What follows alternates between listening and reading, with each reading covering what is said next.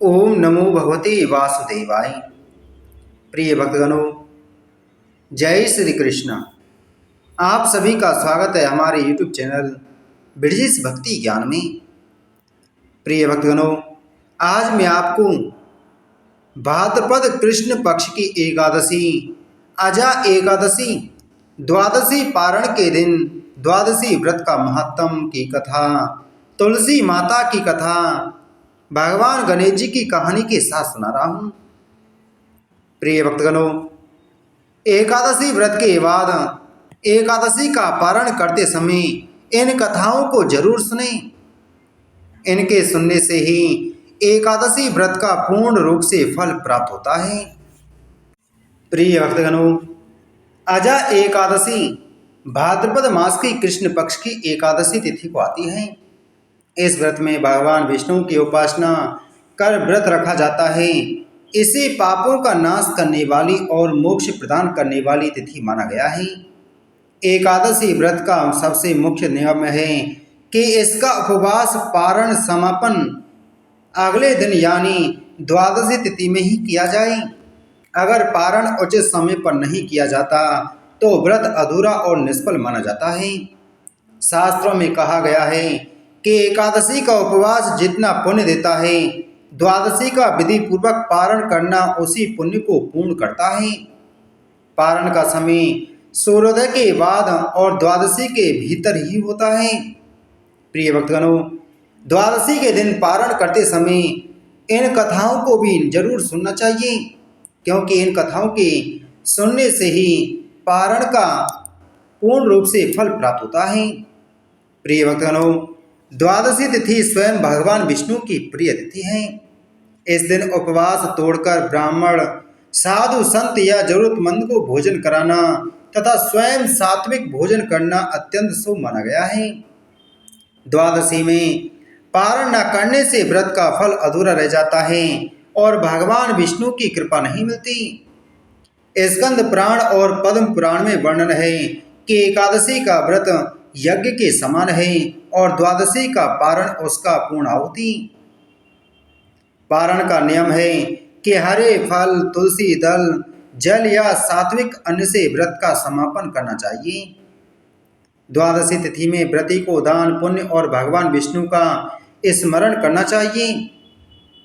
अजा एकादशी का व्रत पापों को नष्ट करने वाला है, परंतु इसका पारण द्वादशी में करने से ही व्रत पूर्ण फल देता है। द्वादशी का पारण न करने पर व्रत अधूरा रह जाता है। प्रिय भक्तों, युधिष्ठिर ने कहा, भगवान, सब प्रकार के उपवासों में जो सबसे श्रेष्ठ, महान फल देने वाला और कल्याण का सर्वोत्तम साधन हो, उसका वर्णन करने की कृपा कीजिए। श्री भगवान बोले, महाराज युधिष्ठिर, तुम मेरे भक्त हो। जैसे पूर्व में मैंने नारद से कहा था, वैसे ही तुम्हें बतलाता हूँ, सुनो। नरेश, जो पुरुष स्नान आदि से पवित्र होकर मेरी पंचमी के दिन भक्ति पूर्वक उपवास करता है तथा तीनों समय मेरी पूजा में संलग्न रहता है, वह संपूर्ण यज्ञों का फल पाकर मेरे परम धाम में प्रतिष्ठित होता है। नरेश्वर, अमावस्या और पूर्णिमा भगवान श्री कृष्ण कहते हैं कि युधिष्ठिर, मेरे जो 5 दिन के व्रत हैं उनको मनुष्यों को जरूर करना चाहिए।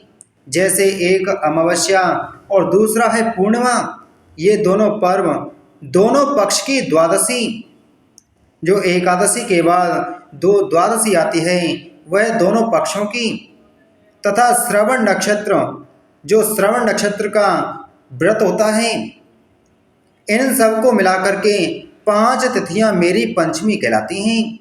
ये मुझे विशेष प्रिय हैं, अतः श्रेष्ठ ब्राह्मणों को उचित है कि वह मेरा विशेष प्रिय करने के लिए मुझ में चित्त लगाकर इन तिथियों में उपवास करें। नरश्रेष्ठ, जो सब में उपवास ना कर सकें तो वह केवल द्वादशी को ही उपवास करें। इससे मुझे बड़ी प्रसन्नता होती है। भगवान श्री कृष्ण कहते हैं कि हे युधिष्ठिर, हर मास की द्वादशी का अलग अलग महत्व होता है और उसमें अलग अलग नाम से मेरी पूजा की जाती है। भगवान श्री कृष्ण कहते हैं कि भाद्रपद मास की द्वादशी तिथि को उपवास करके ऋषिकेश नाम से मेरा अर्चन करने वाले को सौत्रमणि यज्ञ का फल मिलता है। भगवान श्री कृष्ण कहते हैं कि हे राजन, जो द्वादशी को केवल उपवास ही करता है उसे पूर्वोक्त फल का आधा भाग ही प्राप्त होता है। इसी प्रकार श्रावण में यदि मनुष्य भक्ति पूर्वक चित्त से मेरी पूजा करता है तो वह मेरी सालों की मुक्ति को प्राप्त होता है। इसमें तनिक भी अन्यथा विचार करने की आवश्यकता नहीं है। उपयुक्त रूप से प्रतिमास आलस्य छोड़कर मेरी पूजा करते करते जब 1 साल पूरा हो जाए तब पुनः दूसरे साल में मासिक पूजन प्रारंभ कर दे। इस प्रकार जो मेरा भक्त मेरी आराधना में तत्पर होकर 12 वर्ष तक बिना किसी विघ्न बाधा के मेरी पूजा करता रहता है वह मेरे स्वरूप को प्राप्त हो जाता है। राजन, जो मनुष्य द्वादशी तिथि को प्रेम पूर्वक मेरी और वेद संहिता की पूजा करता है उसे पूर्वोक्त फलों की प्राप्ति होती है। इसमें संशय नहीं है। जो द्वादशी तिथि को मेरे लिए चंदन, पुष्प, फल, जल, पत्र अथवा मूल अर्पण करता है उसके समान मेरा प्रिय भक्त कोई नहीं है। नर श्रेष्ठ युधिष्ठिर, इंद्र आदि संपूर्ण देवता उपयुक्त विधि से मेरा भजन करने के कारण ही आज स्वर्गीय सुख का उपभोग कर रहे हैं। प्रिय भक्तों, इस प्रकार से भगवान श्री कृष्ण का नाम लेकर के द्वादशी तिथि को एकादशी व्रत के बाद इस कथा को सुनकर ही पारण करना चाहिए। साथ में तुलसी माता की कथा और गणेश जी की कहानी भी सुननी चाहिए। अब सुनते हैं तुलसी माता की कथा। जो भी भक्त सच्ची श्रद्धा के साथ भगवान विष्णु का पूजन करते हैं, भगवान गणेश की पूजा करते हैं, भगवान शालग्राम का पूजन करते हैं, तुलसी माता का पूजन करते हैं, एकादशी व्रत करते हैं, एकादशी व्रत के बाद द्वादशी के दिन पारण के समय द्वादशी की कहानी सुनते हैं, इससे भगवान श्री हरि विष्णु अति प्रसन्न होते हैं और अपनी कृपा प्रदान करते हैं। एकादशी का व्रत जो कि सभी प्रकार के पापों को नष्ट करने वाली और व्यक्ति के जब पाप नष्ट हो जाते हैं तो उनके पुण्य का उदय हो पाता है और सभी प्रकार के सांसारिक सुखों की प्राप्ति होती है। हिंदू धर्म में तुलसी का बड़ा ही विशेष महत्व है। माता तुलसी जो कि अपने भक्तों के सभी प्रकार के पापों को नष्ट करने वाली है और भगवान विष्णु को तुलसी दल अति प्रिय होता है। बिना तुलसी दल के भगवान विष्णु पूजा स्वीकार नहीं करते और जहाँ पर भी तुलसी का वृक्ष होता है वहाँ पर यम के दूत न आते हैं और न जाते हैं। इसलिए सभी भक्तों को तुलसी माता की पूजा जरूर करनी चाहिए और तुलसी माता के नीचे दीपक जलाना चाहिए और तुलसी दल भगवान विष्णु को अर्पित जरूर करना चाहिए। इससे माता तुलसी और भगवान विष्णु का आशीर्वाद एक साथ ही प्राप्त होता है। प्रत्येक दिन भगवान विष्णु का पूजन करना चाहिए और भगवान विष्णु के साथ साथ माता तुलसी का भी पूजन जरूर करना चाहिए। भगवान विष्णु और माता तुलसी का दोनों का एक साथ कृपा प्राप्त होती है। एक बार एक गांव में एक बुजुर्ग महिला रहा करती थी। वह बहुत ही पूजा पाठ किया करती थी। वह रोज तुलसी माँ की पूजा करती और वह बुजुर्ग महिला रोज तुलसी माँ से कहती थी, हे तुलसी माँ, तुम मुझे बहू दे, पीताम्बर की धोती दे, मीठा मीठा घास दे, बैकुंठ में बास दे, चटक की चाल दे, पटक की मौत दे, चंदन का काठ दे, रानी सा राज दे, दाल भात का भोजन दे, 11 की मौत दे और कृष्ण जी का कांधा दे। वह बुजुर्ग महिला तुलसी माता की रोज पूजा करती और उनके बिडले को रोज सींचती। तुलसी माता बुजुर्ग महिला की बात सुनकर धीरे धीरे सूखने लगी। तभी भगवान श्री कृष्ण ने देखा कि तुलसी माता सूख रही हैं और तभी एक दिन भगवान श्री कृष्ण तुलसी माता जी के पास प्रकट हो गए और भगवान श्री कृष्ण जी ने तुलसी माता से पूछा, तुम क्यों सूख रही हो? सभी महिलाएं तुम्हारी पूजा करती हैं और तुमको सींचती हैं, लेकिन फिर भी तुम सूखती जा रही हो, इसका क्या कारण है? जिसके बाद तुलसी माता ने भगवान श्री कृष्ण जी से कहा कि हे प्रभु, एक बुजुर्ग महिला मेरे पास रो जाती है और रोज एक ही बात बोलती है, हे तुलसी माता, सबकी दाता, मैं तेरा बिड़ला सींचती हूँ, तुम मुझे बहू दे, पीताम्बर की धोती दे, मीठा मीठा घास दे, बैकुंठ में बास दे, चटक की चाल दे, पटक की मौत दे, चंदन का काट दे, रानी सा राज दे, दाल भात का भोजन दे, ग्यारस की मौत दे और कृष्ण जी का कांदा दे। मैं उस बुजुर्ग महिला की सारी मनोकामनाएं पूरी कर सकती हूँ, लेकिन उसकी एक मनोकामना पूरी नहीं कर सकती।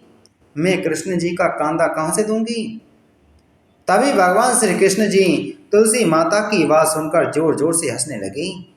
और फिर भगवान श्री कृष्ण जी ने तुलसी माता जी से कहा कि तुम चिंता मत करो, जब उस बुजुर्ग महिला की मृत्यु होगी तब मैं स्वयं ही उसको कांदा देने आ जाऊंगा। तुम उस बुजुर्ग महिला से यह कह देना। जिसके बाद भगवान श्री कृष्ण जी तुलसी माता को यह बताकर वहां से अदृश्य हो गए और धीरे धीरे उस बुजुर्ग महिला की तबीयत खराब हो गई। और एक दिन जब एकादशी का दिन था, ग्यारस का दिन था, तो उस दिन उस बुजुर्ग महिला की मृत्यु हो गई।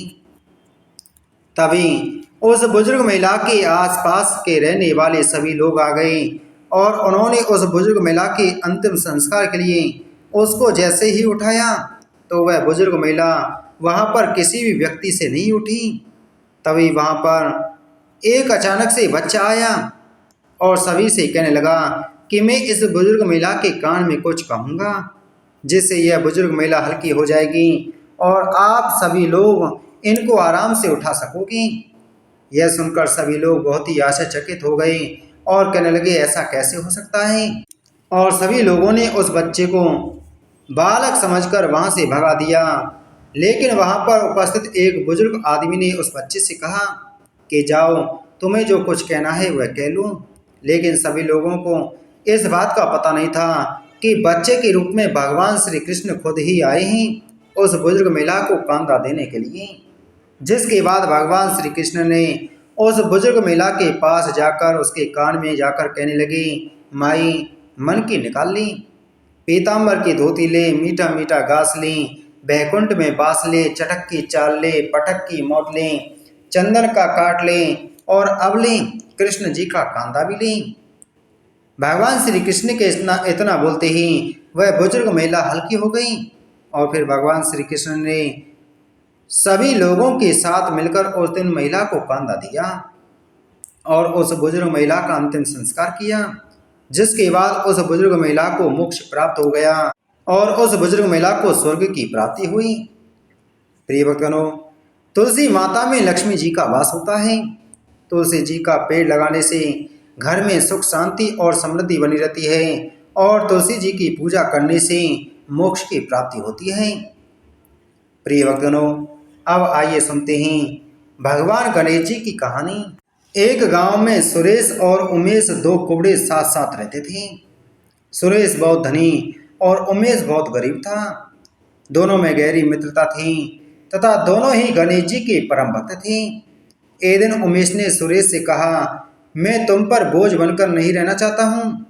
तब सुरेश ने कहा, ऐसा करो, तुम मेरे काम में हाथ बटा दिया करो।